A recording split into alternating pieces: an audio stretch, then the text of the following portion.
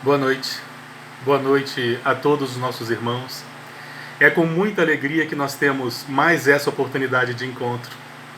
Exatamente nessa data tão especial em que nós estamos encerrando o ano de 2020. Um ano que para todos nós foi um ano de muito aprendizado. Grandes oportunidades nos foram ofertadas nesse ano. Grandes oportunidades de novas reflexões, de novos serviços. Fomos todos convocados a militar, a servir em novas frentes, na frente da esperança. Colocamos a nossa fé em teste, na certeza de que Jesus é o governador espiritual do nosso planeta. É Ele quem está ao leme de nossa embarcação planetária. Fomos todos nós convocados. Fomos convocados a disseminar a mensagem da esperança, a mensagem da responsabilidade. Fomos todos nós convocados a unirmos-nos através de nossos sentimentos, para que nós não deixássemos de estar juntos. Entretanto, aprendemos a estar juntos de outras formas. Todos nós, ao longo desse ano importantíssimo que se passou, tivemos grandes oportunidades que nos fizeram amadurecer e nos prepararam para o próximo ano que se anuncia. Que novamente nós possamos enxergar Jesus no horizonte de nossas vidas, governador espiritual que é, o nosso Rei Solar, a luz do mundo, que sempre esteve conosco, nos alimentando em esperança e caridade, que nós sejamos capazes de encontrá-lo sempre, ao horizonte de nossas vidas, semelhante àqueles navegantes que encontram no farol o caminho para o porto seguro. Mesmo nas noites mais tempestuosas, a luz do farol sempre encontra um navegante, que a procura naturalmente, para guiar no caminho do porto seguro. Jesus é a luz do mundo, é o farol de todos nós, que nós possamos fortalecermos-nos em Tua mensagem, e é para isso esse nosso encontro, para que nós possamos todos nós, irmanados, debruçarmos-nos na mensagem do Teu Evangelho. Jesus que quando esteve entre nós, que quando deixou pegadas naquelas terras áridas, desérticas, quando transitou entre nós o máximo que pôde, Ele que era o pão do céu, Ele que era o maná, Ele que veio trazer a mensagem que nos alimentaria espiritualmente, não se furtou também de alimentar-nos do pão físico. Através da multiplicação dos pães e dos peixes, preocupou-se também em alimentarmos-nos fisicamente. Ele que alimentava-nos espiritualmente. Se preocupou também em alimentar nossos corpos. Ele que descortinou para todos nós a luz do céu, o reino dos céus, as verdades celestiais. Em nenhum momento se furtou a curar os cegos do corpo. Da mesma forma que Ele curava a nossa cegueira espiritual, Ele também curava os cegos do corpo, porque Jesus veio para o ser humano, veio para o homem no sentido holos, para atender o homem em todas as suas necessidades. Jesus veio exatamente para que pudesse nos fortalecer, para que nós pudéssemos recolher a sua mensagem semelhante a uma semente em nossos corações. Sabedor que Ele era, que em determinado momento ela germinaria. Da mesma forma que Ele explicou-nos as perfeições existentes nas leis divinas, nesses mecanismos perfeitos que regem o universo, nas diversas provas e expiações, Ele também curava os alienados, Ele também curava os paralíticos, dando novas oportunidades. Mesmo para nós que errávamos, Jesus nos dava novas oportunidades, mostrando que a lei tem principalmente o caráter do amor.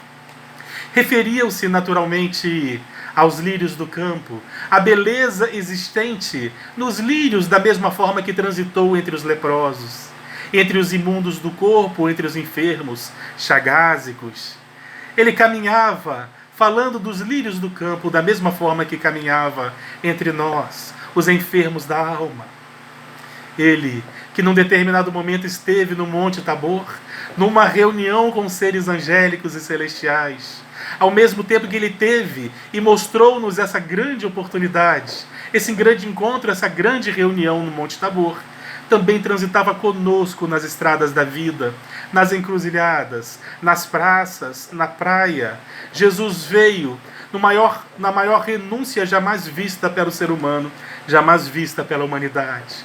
A vinda de Jesus à Terra é algo semelhante a pegarmos todo um oceano e colocarmos dentro de um pequeno recipiente, de um pequeno vaso.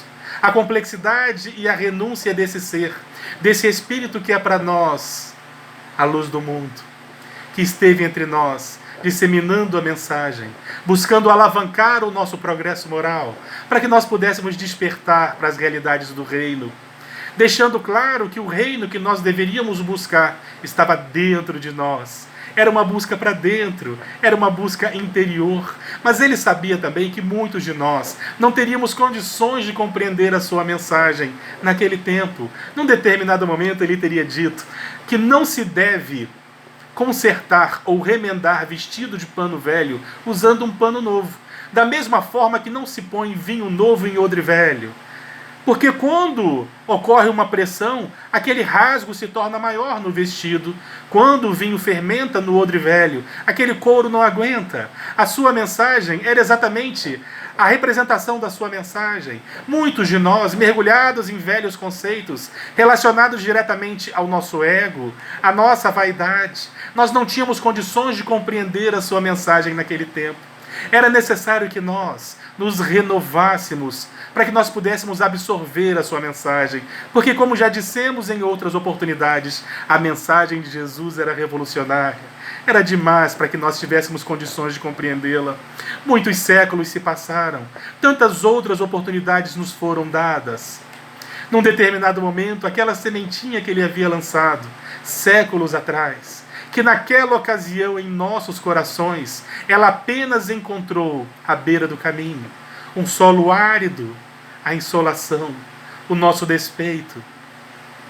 Em determinado momento, a semente novamente encontrou nossos corações, agora um solo pedregoso. A semente até tenta germinar, mas vêm as aves do céu e assaltam, né? Num determinado momento, ele torna a insistir, semeando em nossos corações. Entretanto, por mais que os nossos corações já permitissem receber aquela semente, e permitisse que aquela semente germinasse, ela não crescia, sufocada que estava pelos espinhos que nós alimentávamos, pelos espinhos que nós cultivávamos. Mas Jesus insiste. Os séculos foram se passando, e Jesus segue insistindo, até que novas sementes são lançadas, agora, através do tempo, o solo de nossos corações, que já esteve abandonado, árido, pedregoso, espinhento. Agora ele já se encontra transformado. Nós utilizamos a água das dificuldades, o adubo da esperança.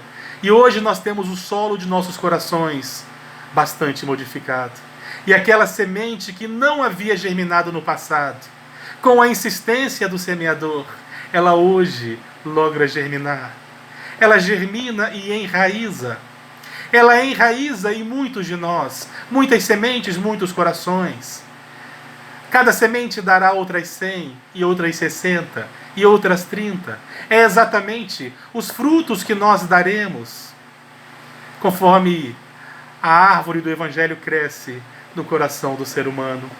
Estamos aqui para que através dos séculos nós tenhamos condições de modificarmos-nos, de permitir que o nosso coração seja adubado convenientemente, para que nós possamos aprender, exatamente como no exemplo da árvore, que nós possamos aprender a ofertar sombra aos cansados da beira do caminho, que nós sejamos capazes de oferecer as flores para os apaixonados, que nós sejamos capazes de oferecer os frutos para os esfaimados, que nós sejamos capazes de oferecer o nosso lenho, não importa, mas estamos aqui para aprendermos a amar. O nosso objetivo é amar, mas nós não tínhamos condições de compreender a sua mensagem naquele tempo. E nós encontramos isso, curiosamente, inclusive no Evangelho de João. Quando nós pegamos os últimos trechos do Evangelho de João, João teria escrito que mesmo que nós reuníssemos todos os livros naquela ocasião, todos os pergaminhos existentes na humanidade, nós não teríamos condições de escrever ou de relatar o que teria sido a passagem de Jesus aqui na Terra. Imaginemos, meus irmãos, a luz do mundo transitando entre nós. Até o nosso vocabulário não teríamos condições de descrever. Era algo imenso demais para que nós pudéssemos reunir, para que nós pudéssemos representar em palavras. Segundo João, então, mesmo que nós fôssemos capazes de reunir todos os livros da humanidade, nós não teríamos condições, ele não teria condições, de relatar o que teria sido a passagem de Jesus aqui na Terra. A sua mensagem, boa parte dela, naturalmente se perdeu. Boa parte dela, principalmente através da oralidade, e mais tarde através dos primeiros pergaminhos do Evangelho, elas foram atravessando os tempos, foram atravessando os séculos. Entretanto, diversos estudos mostram, inclusive na própria literatura espírita, e livros de histórias das diversas academias que existem, demonstram que verdadeiramente parte dos evangelhos foram modificados. Houve acréscimos chamados de interpolações nas diversas traduções, e sempre que acham antigos pergaminhos que registram exatamente as primeiras mensagens, os primeiros evangelhos, observam exatamente as modificações que foram acontecendo ao longo dos séculos. Mas Jesus sabia disso. Era natural que fosse dessa forma, porque éramos nós. Na incapacidade nossa de seguir sua mensagem, era natural que em algum momento nós optássemos por modificá-la. Nós não tínhamos condições de seguir a mensagem de Jesus, porque a mensagem de Jesus era um convite para que nós transformássemos todo o nosso egoísmo em altruísmo, todo o nosso ódio, o nosso rancor em amor, para que nós pudéssemos vencer o nosso personalismo, o nosso ego. Nós não tínhamos condições. Mesmo hoje ainda lutamos com dificuldade, ainda choramos pelas vezes que tropeçamos. Imaginemos nos séculos atrás, era natural que nós não tivéssemos condições. Por isso, boa parte de suas mensagens, elas foram escritas através de parábolas. Allan Kardec vai dizer que Jesus escreveu por parábolas, exatamente porque as parábolas permitiam uma fixação. Aquelas pessoas que ouviam as parábolas, por mais que não tivessem condições de compreendê-la em plenitude, elas guardavam, porque Jesus usava na sua pedagogia um recurso muito interessante. Ele usava exatamente dos elementos que faziam parte da vida, do cotidiano daqueles homens simples que o escutavam pela primeira vez. É bem verdade que Jesus não falava apenas para aqueles homens, ele falava para nós, falava para a humanidade, falava para todos os tempos, mas os primeiros para quem ele falou foram aqueles personagens, e para que eles tivessem exatamente condições de guardar essa mensagem, Jesus usava elementos do seu cotidiano, usava, por exemplo, a semente, usava o grão de mostarda, usava as redes de pesca, usava as aves do céu e os lírios do campo. Ele sempre usava esses elementos para que aquelas pessoas pudessem fixar as histórias, fixar as parábolas, mesmo sem compreendê-las em profundidade. Curiosamente, o Espírito Joana de Ângeles nos afirma que é necessário que nós coloquemos as lentes da doutrina espírita para que nós pudéssemos então começar a engatinhar na compreensão dessas parábolas muitos séculos mais tarde. Não existe superficialidade nos ensinos de Jesus.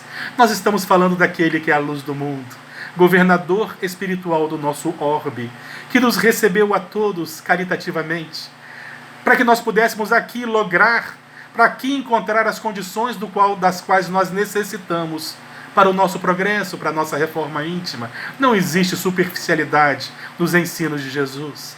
E se aparece no superficial ou com alguma superficialidade, é porque nós não tivemos condições de lhe extrair a essência. Nós não tivemos maturidade para compreendê-la em seu holos, em seu todo. Hoje nós começamos a engatinhar na compreensão das parábolas de Jesus.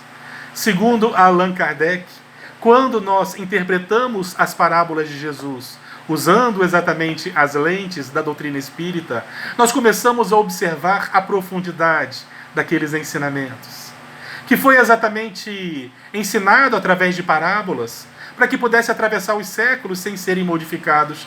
Porque se nós não compreendíamos, nós não modificávamos naturalmente. Então Jesus ensinava por parábolas, para que a sua mensagem pudesse atravessar os tempos até o fim dos tempos, até o momento em que Ele nos aguardaria, até o momento em que Ele estaria conosco, até o momento que nós teríamos condições de compreender a sua mensagem.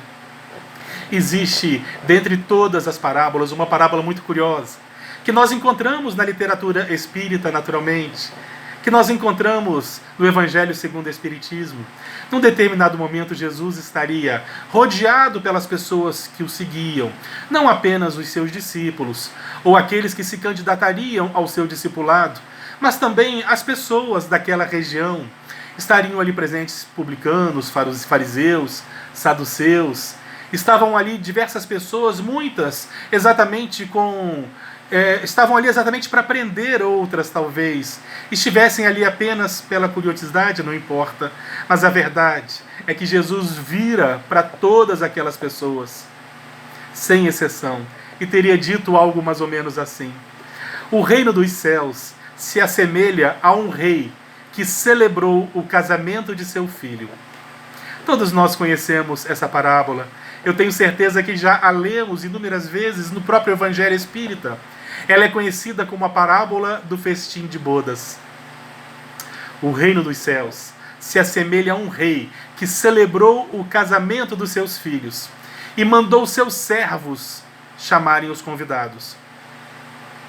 Os seus servos retornaram então, dizendo que os convidados não poderiam participar do casamento do filho do rei. Ele então reúne outros servos e pede que retornem aos convidados, exatamente porque o banquete já estava posto à mesa, porque os animais que foram engordados, que foram cevados, já estavam mortos. Então ele mandava os servos novamente para que insistissem, e assim os servos foram. Entretanto, muitos dos convidados se excusaram, disseram que tinham compromissos no campo, outros disseram que tinham compromissos de negócios, outros, curiosamente, humilharam os servos do rei e os mataram. O rei, quando ficou sabendo do ocorrido, irou-se, reuniu seu exército e mandou exatamente que o seu exército punissem, matassem e queimassem as cidades onde estavam exatamente esses personagens que fizeram um feito tão horrível. Reuniu novamente os seus servos e pediu agora, já que o banquete já estava na mesa, pediu agora que eles fossem às estradas, às encruzilhadas, e arrebanhassem e convidassem todos aqueles que encontrassem pelo caminho. E assim eles foram. Lotaram a mesa. Todos estavam prontos para se banquetear. O rei então começou a caminhar entre os novos convidados. Curiosamente, ele observa que um não estava usando o traje nupcial, não usava as vestes nupciais. Ele então pergunta: por que você não está usando as vestes nupciais? Aquele personagem não tinha o que explicar, permaneceu em silêncio. O rei então chama os seus servos, manda que atem as pernas e os braços e o atirem para fora, onde existe as trevas exteriores, onde existe a lágrima, o choro e o ranger de dentes. E Jesus terminaria essa parábola curiosa, no mínimo, dizendo que muitos seriam chamados e poucos seriam os escolhidos. Para nós compreendermos essa parábola que nós escolhemos para essa noite tão especial, é necessário nós começarmos a entender as figuras que Jesus usava. Vamos começar tentando entender o que é a festa de núpcias ou o casamento. Quando nós pegamos as páginas do Antigo Testamento, principalmente em diversos profetas, nós vamos observar que eles sempre se referem à comunhão do homem com Deus. Eles sempre se referem a ela como um casamento. Comumente nós vamos encontrar essa referência. A comunhão do homem com Deus, com a divindade, semelhante a um casamento. O próprio Jesus, em outra parábola, ele se refere à comunhão do homem com Deus, compara um casamento, por exemplo, na parábola das 10 virgens, que aguardam exatamente os noivos. Nessa parábola, Jesus exatamente compara, ele assemelha um casamento, a comunhão do homem com Deus. Então, quando ele fala de um casamento, ele está falando exatamente da comunhão do homem com Deus. E os primeiros convidados, a primeira vez que os servos saem, são aqueles que tiveram a oportunidade de conhecer a mensagem de Jesus. Conheceram a mensagem de Jesus em primeiro momento, entretanto muitos não tiveram condições. Segundo o Evangelho Espírita, seriam exatamente aquelas pessoas que receberam a mensagem de Jesus, os profetas, aqueles sacerdotes que receberam primeiramente os convites, o convite que foi dado, a mensagem de Jesus. Os servos de Jesus saem novamente, insistem nos convidados, entretanto, alguns inclusive ultrajam os servos de Jesus e os matam. Assim aconteceu com inúmeros cristãos da primeira hora, com inúmeros desses personagens que recusaram-se, estavam tão impermeáveis à mensagem de Jesus, que reagiram dessa forma. Éramos nós, naturalmente, que nós não tínhamos condições de entender, de compreender a essência da mensagem. Reagíamos de forma impermeável a essas lições maravilhosas, mas o mais curioso é que num determinado momento a mensagem seria para todos. Todos aqueles que estivessem nas estradas, nas encruzilhadas, à margem dos caminhos. A mensagem foi para todos. E todos nós nos sentamos à mesa. Entretanto, havia um entre nós que não usava as vestes nupciais. Que vestes são essas tão importantes? O que significa o traje nupcial? Os Espíritos vão nos dizer que o traje nupcial, que as vestes nupciais, elas são exatamente as vezes que nós nos vestimos de luz ou sombras. Ora por outra nós nos trajamos de luz. Outras vezes, nós nos trajamos de sombra. É importante que nós sejamos capazes de fazer brilhar a nossa luz. Exatamente como nos convocava Jesus. Faça brilhar a tua luz. E de que forma nós conseguimos fazer que essa luz se acenda em nós? Inclusive, uma curiosidade. A única luz que não faz sombra, a única luz que nós não fazemos sombra, é aquela luz que nós acendemos dentro de nós mesmos. Todas as outras luzes fazem com que nós apresentemos sombra. A única luz que faz com que nós não tenhamos sombra alguma é aquela luz que nós acendemos dentro de nós. Jesus nos convocava: faça brilhar a vossa luz. E nós nos perguntamos: como assim? Como nós fazemos para que nós possamos acender? Para que nós possamos vestir nossas vestes nupciais? Para que nós possamos nos transformar em luz? Nós não podemos nos esquecer do menor versículo dito por João: Deus é amor. E se somos todos nós filhos de Deus, oriundos desse amor, é natural que o amor faça parte de nossa essência. E todas as vezes que nós vibramos nas sintonias finíssimas do amor, nós acendemos. Todas as nossas células perispirituais respondem de alguma forma, porque somos oriundos do amor. E quando vibramos nas sintonias do amor, naturalmente que nós encontramos a afinidade com o mundo, com a divindade, com as energias mais sublimes do universo. Se nós queremos ascender, é necessário que nós vibremos nas sintonias do amor e da caridade. Gostaria de relembrar aqui uma passagem. Sei que todos nós conhecemos a saga Nosso Lar, do espírito André Luiz. Logo no terceiro livro, chamado Missionários da Luz, nós encontramos lá uma curiosidade. Era a primeira vez que André Luiz sairia de Nosso Lar exatamente para auxiliar, para trabalhar caritativamente, para servir. André Luiz, nesse momento, ele revela para todos nós que ele tinha uma grande frustração, que ele tinha uma vergonha, que ele tinha algo constrangedor que o acompanhava, que o constrangia muito, melhor dizendo. Ele olhava para as pessoas que estavam com ele em Nosso Lar, nos aprendizados, nos trabalhos, e ele observava que todos apresentavam luz. Todos que estavam lá apresentavam luz de alguma forma. E ele se sentia muito envergonhado, exatamente porque ele se entreolhava e não via luz alguma. Aquilo o deixava verdadeiramente frustrado, a ponto de deixá-lo envergonhado, segundo ele mesmo narra, nesse que é o terceiro livro da série Nosso Lar.